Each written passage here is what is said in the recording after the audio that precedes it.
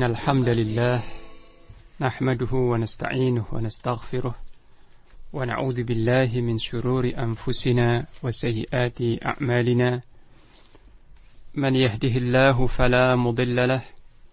Manusia dan jin ini tidak lain adalah untuk beribadah kepada Allah semata. Di antara dalilnya adalah firman Allah Ta'ala dalam surah Az-Zariyat ayat 56. وَمَا خَلَقْتُ الْجِنَّ وَالْإِنسَ إِلَّا لِيَعْبُدُونَ. Dan tidaklah aku menciptakan jin dan manusia kecuali agar mereka beribadah kepadaku. Dan ini, yakni Allah menciptakan manusia dengan tujuan untuk melaksanakan peribadatan kepada Allah Subhanahu wa Ta'ala. Ini sesuai dengan hikmah Allah Subhanahu wa Ta'ala dalam menciptakan makhluk-makhluknya. Sangat mustahil bahwa Allah menciptakan makhluknya, yakni manusia dan jin ini, lalu membekalinya dengan roh, akal, fisik, dan seterusnya, tanpa suatu tujuan yang besar, tanpa suatu amanat yang sangat besar. Yakni mustahil Allah SWT menciptakan manusia dengan ciptaan yang sempurna ini, dengan seindah-indah ciptaan, hanya untuk sekedar kesia-siaan belaka, tanpa disertai oleh tujuan yang besar, tanpa ada kewajiban melaksanakan amal-amal. Kemudian tidak dibangkitkan nanti, tidak ada hisab atas amal-amal yang dilakukan oleh manusia. Ini semua merupakan suatu hal yang bertentangan dengan hikmah Allah atau kebijakan Allah Subhanahu wa Ta'ala. Oleh karena itu Allah Subhanahu wa Ta'ala berfirman dalam ayat yang lain, "Afahasibtum annama khalaqnakum abatha." Apakah kalian mengira bahwa kami, Allah, menciptakan kalian itu dengan sia-sia, yakni tanpa tujuan yang benar? Surah Al-Mu'minun ayat 115. Nah, dengan kedua ayat ini Allah SWT telah menjelaskan kepada kita semua dengan penjelasan yang sangat gamblang, tidak menyisakan keraguan atau perdebatan dan pembahasan lagi, bahwasanya tujuan kita manusia ini diciptakan Allah di muka bumi ini tidak lain adalah untuk melaksanakan peribadatan kepada Allah semata, ya, Subhanahu wa Ta'ala. Ini merupakan hikmah dan tujuan besar penciptaan kita ini. Dan ini yang harus selalu disadari dan hadir dalam benak kita. Sebab ini tujuan kita diciptakan. Maka siapa yang lengah atau lalai akan tujuan ini, maka dia akan disesatkan oleh syaitannya dan hawa nafsunya. Kemudian Allah SWT kelak akan membangkitkan makhluk-makhluknya ini setelah kematian untuk dihisab, agar Allah menghisab mereka sesuai dengan peribadatan tersebut. Yani Allah Ta'ala akan mengadakan perhitungan kepada hamba-hambanya ini, kepada para manusia dan jin ini, akan pelaksanaan amanat yang agung ini, yaitu peribadatan kepada Allah Subhanahu wa Ta'ala.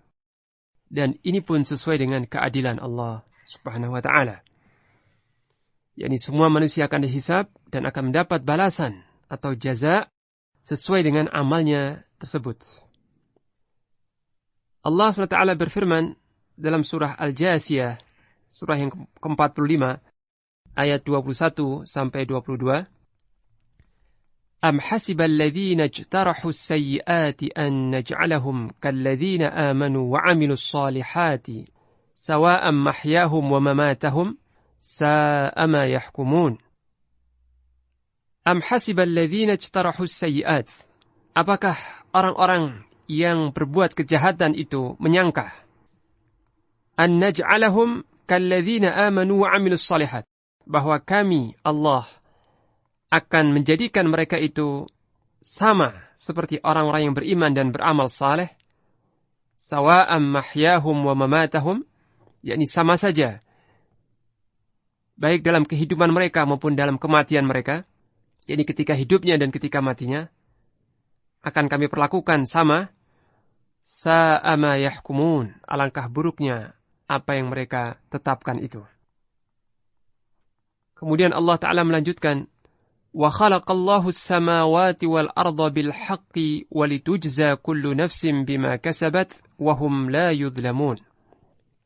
Dan Allah telah menciptakan langit dan bumi bilhaq, dengan tujuan yang hak, dengan tujuan yang benar, Walitujza kullu nafsin bima kasabat. Dan agar setiap jiwa itu dibalas sesuai dengan apa yang telah dia perbuat. Wahum la yudhlamun. Sedangkan mereka tidak dizalimi atau tidak dirugikan.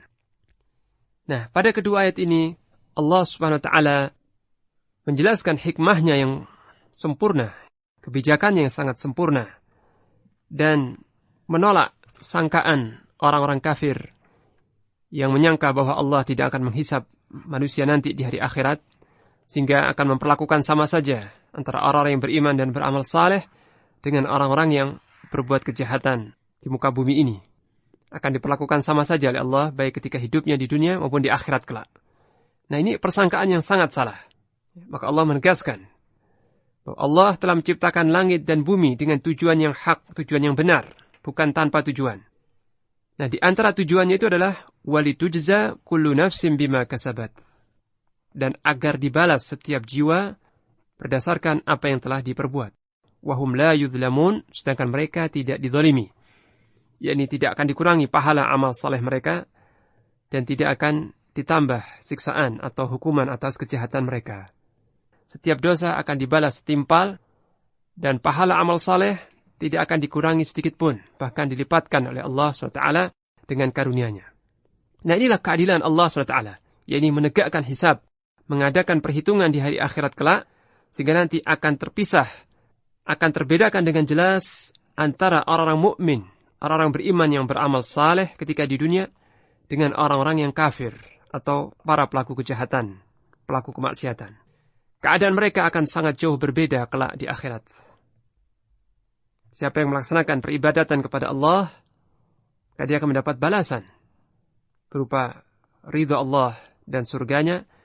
Dan siapa yang meninggalkan peribadatan kepada Allah atau menyia-nyiakan peribadatan ini, dia akan mendapat balasan berupa kemurkaan Allah dan an-nar atau neraka. Kemudian Allah Ta'ala berfirman pula di dalam surah Shad, surah yang ke-38, ayat 27 sampai 28. Allah berfirman, وَمَا خَلَقْنَا السَّمَاءَ وَالْأَرْضَ وَمَا بَيْنَهُمَا بَاطِلًا ذَلِكَ ظَنُّ الَّذِينَ كَفَرُوا فَوَيْلٌ لِلَّذِينَ كَفَرُوا مِنَ النَّارِ أَمْ نَجْعَلُ الَّذِينَ آمَنُوا وَعَمِلُوا الصَّالِحَاتِ كَالْمُفْسِدِينَ فِي الْأَرْضِ أَمْ نَجْعَلُ الْمُتَّقِينَ كَالْفُجَّارِ وَمَا خَلَقْنَا السَّمَاءَ وَالْأَرْضَ وَمَا بَيْنَهُمَا بَاطِلًا. Dan tidaklah kami menciptakan langit dan bumi serta apa yang ada di antara keduanya itu dengan sia-sia, batilah, tanpa tujuan. Dzalika dhannul ladzina kafaru. Itu adalah persangkaan orang-orang kafir. Fawailul lil ladzina kafaru minan nar. Maka celakalah orang-orang kafir itu karena mereka akan memasuki neraka. Am naj'alul ladzina amanu wa 'amilus salihati kal mufsidina fil ardh. Patutkah, ya? Ini suatu pertanyaan yang isinya mengingkari. Apakah patut kami menjadikan orang-orang yang beriman dan beramal saleh itu sama dengan orang-orang yang berbuat kerusakan di muka bumi?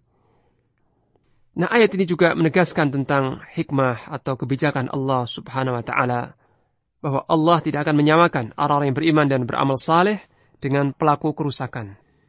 Dan Allah menciptakan langit, bumi, dan apa saja yang di antara keduanya ini bukan secara main-main atau sia-sia, tapi dengan tujuan yang hak, tujuan yang benar, yaitu agar nanti ditegakkan hisab, diadakan perhitungan di hari akhirat kelak. Nah, setelah kita mengetahui bahwa tujuan diciptakannya kita oleh Allah SWT, atau amanat yang diembankan Allah kepada kita adalah ibadah, maka di sini kita perlu mengetahui apa itu definisi ibadah. Nah, definisi yang paling mencakup, yang paling menghimpun tentang makna ibadah adalah ismun jami' likulli ma yuhibbuhu Allah wa yardah minal aqwali wal a'mali adh-dhahirah wal batinah. Itu suatu nama atau sebutan yang mencakup apa saja yang dicintai Allah. Likulli ma yuhibbuhu Allah wa yardah. Untuk apa saja, untuk segala yang dicintai Allah dan diridhainya, minal aqwal wal a'mali adh-dhahirah wal batinah, berupa perkataan-perkataan dan perbuatan yang lahir maupun yang tersembunyi. Sedangkan inti ibadah itu adalah kamalul hub, kecintaan yang sempurna, ma'a kamalidh dhul, disertai dengan kerendahan yang sempurna.